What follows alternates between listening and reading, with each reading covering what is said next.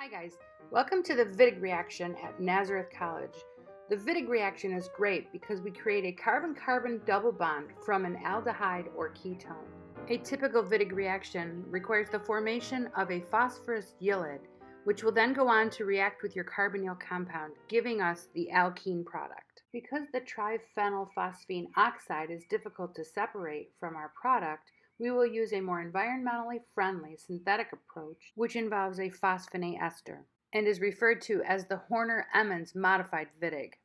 In order to make that phosphonate ester, we will react triethyl phosphate with benzyl chloride. This will allow us to transfer that R group that we want, that benzyl group, onto the phosphonate ester for the Wittig reaction. Now, in order to make a yllide out of this phosphonate ester, we will react it with a strong base. Once deprotonated, we have this very reactive nucleophilic species called the yllide.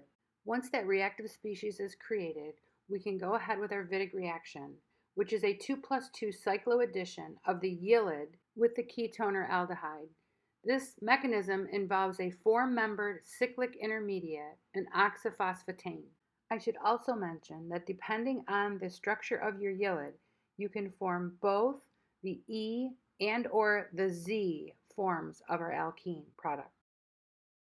One little trick I use is to think about that R group that we added to the phosphonate ester as simply just replacing the oxygen of our aldehyde or ketone in our starting material. Okay, enough theory. Let's get into the lab. Come on.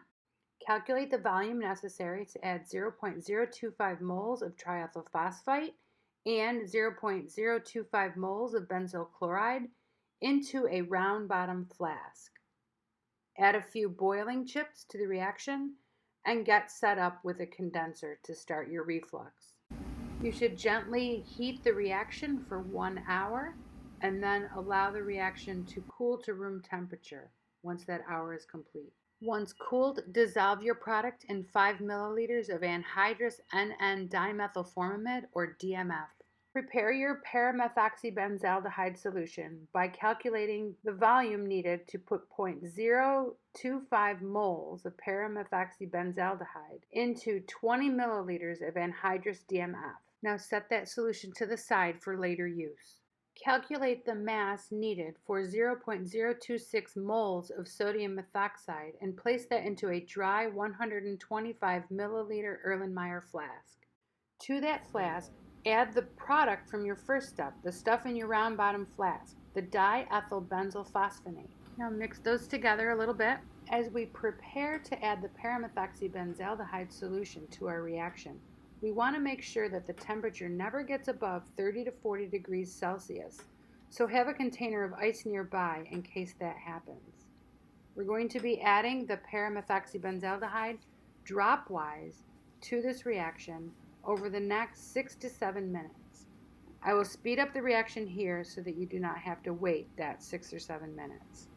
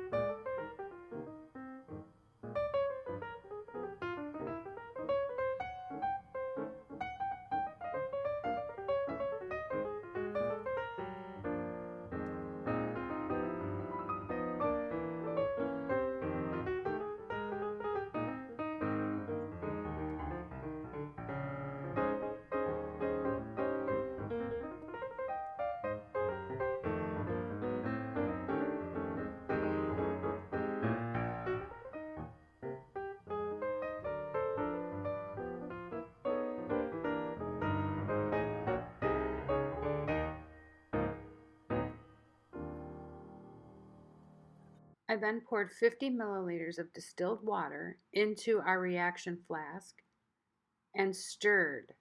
for quite a while actually. I stirred for over a minute. Again, I will speed it up here to save you some time.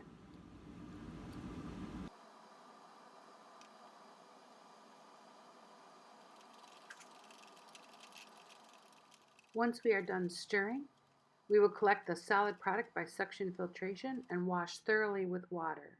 Be sure to save a little of this crude product for melting point determination and comparison. I recorded the mass of this product before I recrystallized in ethanol. I heated the ethanol on a hot plate and then I added my product to a new Erlenmeyer flask and then slowly added ethanol until it just dissolved, just exactly dissolved, no extra. Then I took it off the heat, let it cool to room temperature, and then I put it on an ice bath. This was a tedious process. I had to have much patience. It took more than 4 minutes for my crystals to begin forming. But we'll spare you the details of the first couple minutes waiting for crystals to form. Here's the end of the process.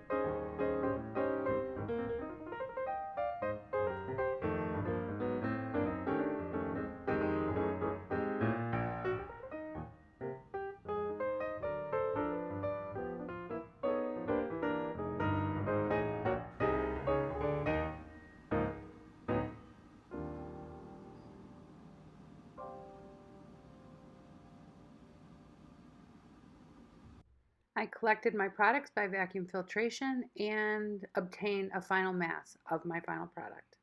For this lab analysis, we will do melting points of both the crude and the final purified product of this reaction. And now, safety with Jane. Use proper lab goggles and gloves and work in the hood. In all cases, avoid contact and flush exposed area with water. 4-bromobenzaldehyde is harmful by inhalation, ingestion, or skin contact. Diethylbenzylphosphonate is harmful by inhalation, ingestion, or skin contact. Sodium methoxide is harmful by inhalation, ingestion, or skin contact.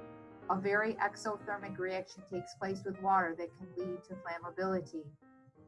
Ethanol is an irritant and toxic by inhalation, ingestion, or skin absorption.